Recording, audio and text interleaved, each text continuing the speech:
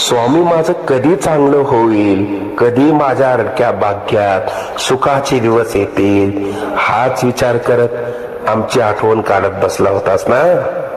त्यामुळेच तर आम्ही प्रकट झालो. बाळा, तू आजपर्यंत भरपूर दुःख सहन केलंस. आता येतील सुखाचे सोन्यासारखे दिवस, सगळं मनासारखं. आम्ही आजपर्यंत तुला अनेक संकटातनं तारलं. भविष्यात तुला जेव्हा आमची गरज वाटेल मनापासून हाक मार, आम्ही नक्की येऊ.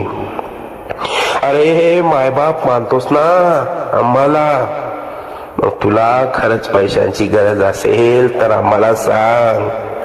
कोणापुढे हात पसरू नकोस. आम्ही तशी वेळच येऊ देणार नाही.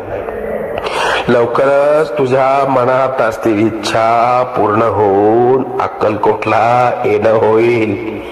येशील ना इच्छापूर्तीचे पेढे घेऊन आम्हाला भेटायला अक्कलकोटला?